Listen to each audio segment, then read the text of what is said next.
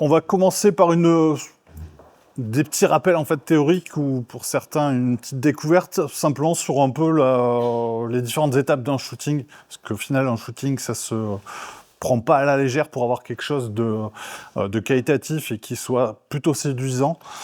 Pour rappel, vous le savez tous, on est tous ultra connectés et l'intérêt des photos est indispensable, hein. Le côté humain a un petit peu disparu, on est tous derrière les écrans, sur les téléphones, à aller sur Internet, sur les pages des réseaux sociaux. Et il faut être capable de capter l'attention un peu des prospects, donc l'image va être indispensable là-dessus et de s'appliquer à faire des photos plutôt séduisantes et qualitatives pour donner envie aux gens de venir vous voir. A contrario, autant la photo est un outil de séduction vraiment par excellence, autant ça peut être un peu un désavantage si jamais la photo est pas qualitative, si l'image est floue, ça renvoie un peu une image un peu néfaste. On a tendance à l'image professionnelle de l'entreprise, l'image de marque est un peu négative si malheureusement les photos sont pas forcément très séduisantes. Donc il faut prendre le temps de faire une photo pour véhiculer cette image professionnelle. Plus vous allez en proposer différentes images variées, qualitatives, plus vous aurez de chances d'attirer de nouveaux clients. J'imagine que c'est clair pour tout le monde là-dessus, tout le monde est conscient de l'importance de la photo de nos jours. Si vous êtes là, c'est que vous vous en rendez compte. La première chose que je voulais parler, qui est indispensable, que ce soit pour un gîte, que ce soit pour un magasin, pour tout autre, c'est une grosse préparation au niveau du shooting. Il est indispensable qu'une bonne photo va passer par une très bonne préparation. Je vous ai mis tout en bas, je vous rassure, ce n'est pas une de nos photos, mais on voulait vraiment montrer, c'est des choses qu'on retrouve très régulièrement, notamment pour les gîtes, où les photos sont malheureusement faites à la va-vite, c'est-à-dire que les clients sont partis, sur la transition, on va faire 2-3 clichés du gîte, et malheureusement, comme vous voyez, j'ai pris cet exemple parce que c'est celui qui revient très souvent, et on discutait avec Gwen aussi très souvent, c'est que vous avez le lit, les draps, les couettes simplement posées sur le lit, c'est pas très séduisant quand vous avez des photos.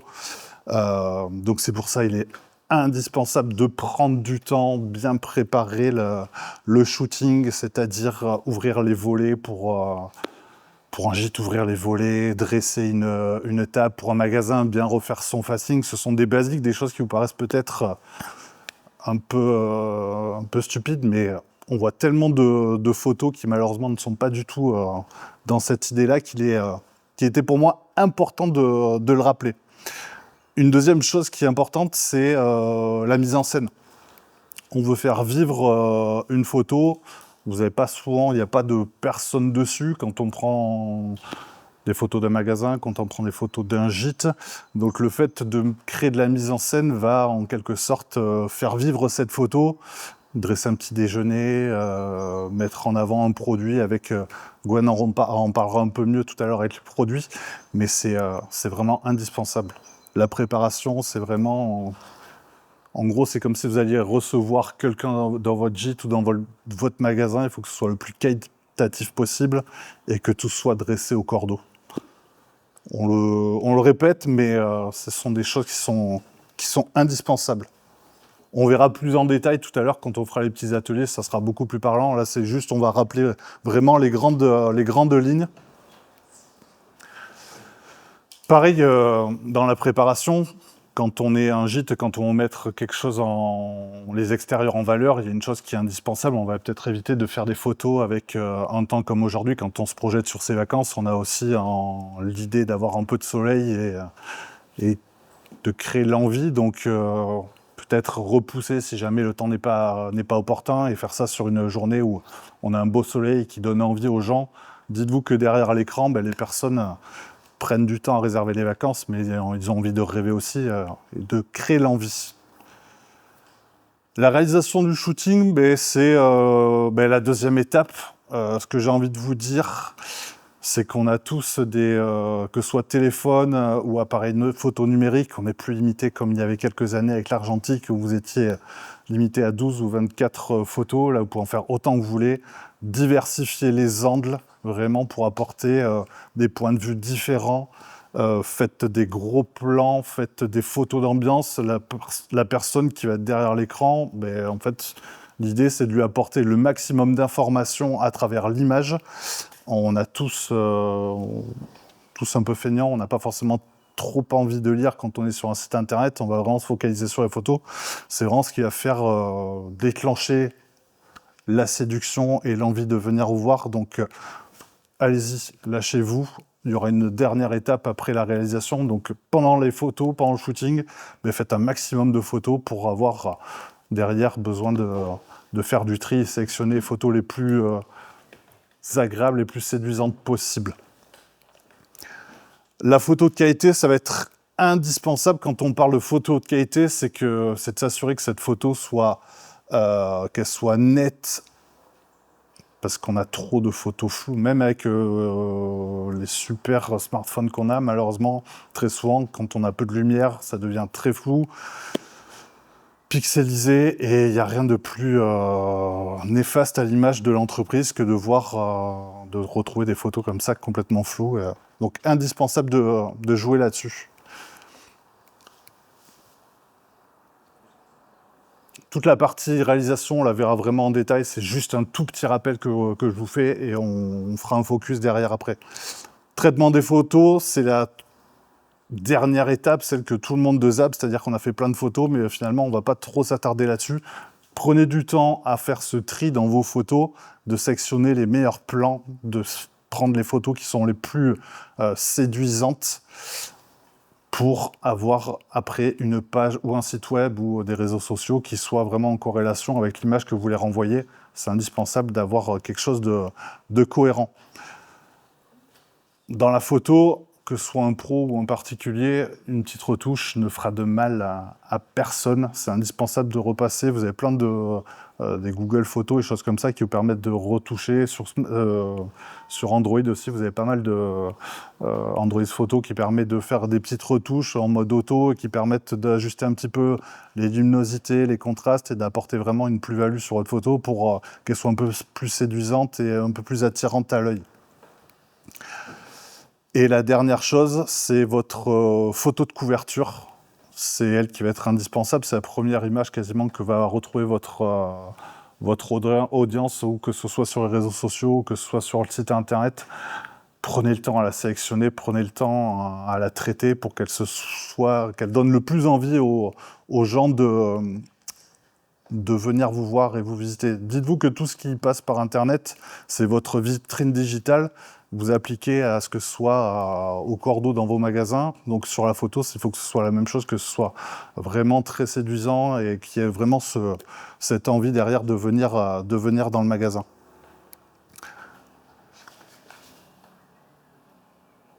En gros, un shooting photo s'improvise pas. Prenez le temps de bien shooter, de bien retravailler vos photos avec un peu de méthode et de bon sens qu'on va voir par la suite. Vous verrez, vous serez capable de faire de très belles photos. Et quand vous n'êtes pas capable, il y a des des photographes professionnels qui sont là pour vous aider aussi. Ok. Merci à vous. C'était juste histoire de faire une petite introduction. Il y a Gwen qui va rentrer plus en détail là-dessus. Et puis surtout, on fera un gros focus sur les thématiques. Ok. Merci. Donc moi, je vais axer un petit peu plus sur tout ce qui va être produit. Après, c'est vrai qu'on a du coup des besoins aussi pour les portraits. Là, pour vous, pour les recettes, par exemple, ça aussi, on va l'appliquer aussi pour ça. On en reparlera avec l'atelier pratique.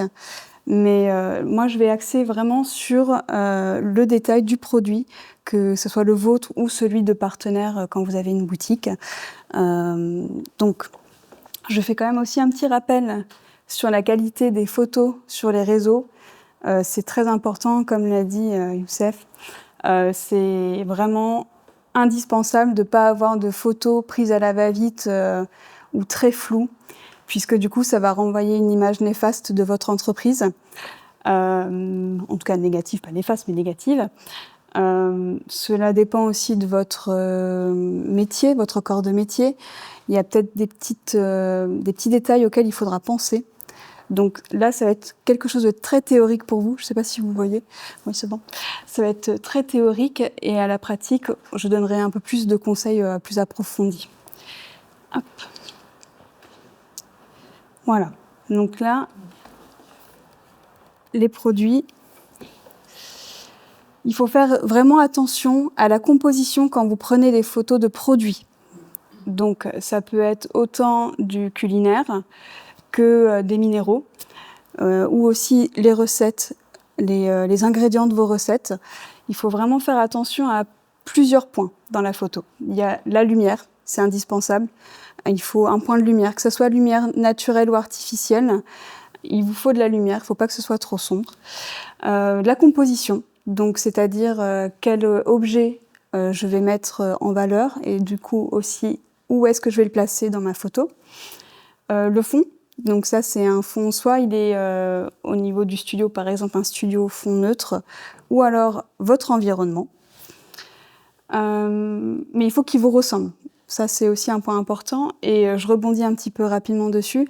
Par rapport au gîte, votre décoration, ne survendez pas en fait non plus votre gîte, parce que quand les visiteurs vont arriver, de toute façon, ils vont voir que ça ne vous ressemble pas. Donc, c'est vraiment très important que ça soit quelque chose qui vous plaise en fait. Voilà. Et aussi, du coup, le point de vue. Ça va dépendre où est-ce que vous allez placer votre appareil. Soit ça va être votre téléphone ou votre appareil photo. Il faut faire attention à vraiment bien choisir le point de vue pour pas que ça modifie un petit peu votre produit sur les photos. Donc là, c'est la résolution. Effectivement, j'ai parlé de qualité photo. Quand vous avez des photos avec un appareil photo, en général, vous allez le faire en JPEG. N'hésitez pas à vraiment choisir quelque chose de très haute qualité. Pareil pour les téléphones, vous avez des petites modifications dans vos réglages à faire. Vous avez soit basse qualité, soit haute qualité. Prenez le plus haut. C'est le plus important parce qu'au moins, vous voyez, là, on voit très bien qu'entre les deux photos, il y en a une qu'il ne faut pas utiliser du tout pour présenter ça peut être son produit ou son établissement ou autre. Voilà. Alors, pour les compositions, cadrage, on peut s'inspirer effectivement dans des magazines que vous voyez ou alors des comptes Instagram que vous suivez ou Facebook. Il y a beaucoup d'idées de toute façon maintenant avec Internet. Pinterest aussi, c'est un bon moyen pour s'inspirer. Et aussi, il faut suivre un petit peu votre direction artistique si vous en avez une. Ça dépend des professionnels. Il y en a qui ont des directions artistiques avec les logos, les ambiances. Et il faut vraiment respecter du coup aussi votre charte graphique. Voilà. Donc là, pour la cosmétique, je ne sais pas si vous connaissez, je pense que certaines, oui. Mais sa DA, elle est donc sa direction artistique, elle est très épurée, très claire, très féminin. Et surtout en mettant en valeur le produit local. Donc là, par exemple, la noix, c'est quelque chose qui est important pour elle, forcément, parce que c'est dans ses produits. Donc, on l'intègre dans la photo du produit. Donc là, je vous ai fait un petit exemple entre les deux. Vous avez une photo où il y a plein de défauts, qu'on ne voit pas forcément tout de suite, mais où il y a plein de défauts, et une autre qui est un peu retouchée pour justement balayer ces petits défauts qui, du coup, peut attirer l'œil de vos clients. Donc sur le côté gauche, c'est la photo où il y a plein de détails qui a des petits soucis. Vous avez une grosse tache sur le fond blanc, par exemple, en arrière-plan. Ou alors le fond blanc, il n'est pas totalement ici.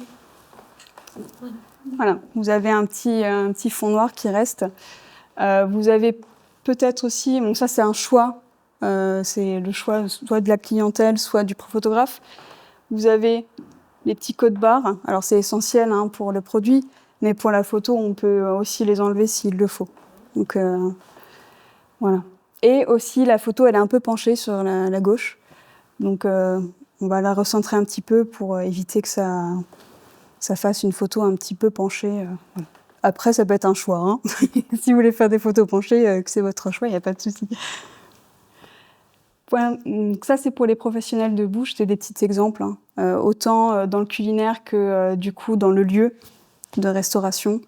N'hésitez pas à faire des plans du coup rapprochés de vos plats ou de votre table, par exemple pour les gîtes, si vous proposez des petits déjeuners ou des repas, ou vous cuisinez vous-même des repas, n'hésitez pas du coup à varier faites des photos de votre plat, mais aussi de votre salle, que vous verrez avec Youssef. Mais voilà, n'hésitez pas à faire des petits plans comme ça.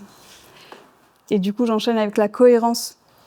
N'allez pas choisir une photo, par exemple, d'un produit que vous vendez. Et par exemple, pour les pierres, j'ai cet exemple-là.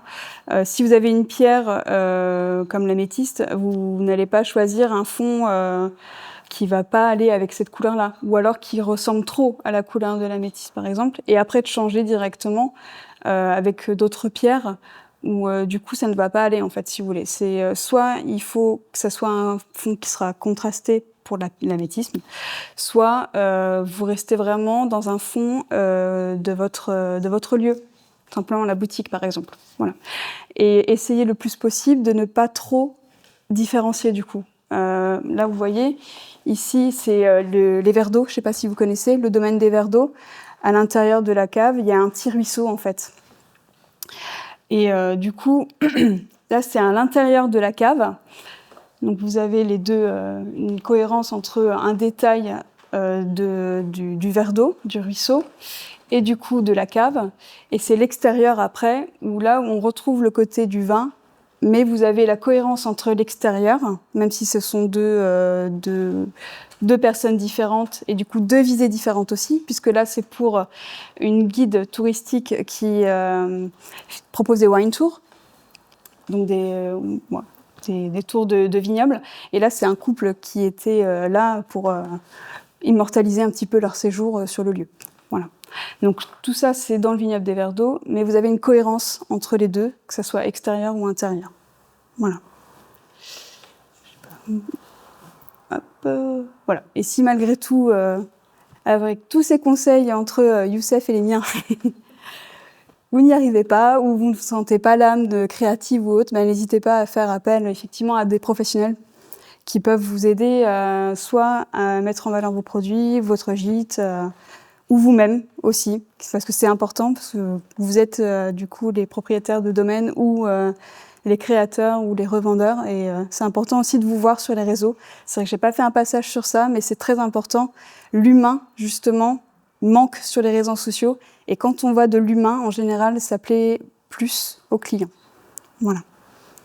Donc ça, c'était aussi la petite partie théorique de ce qu'on va faire en pratique.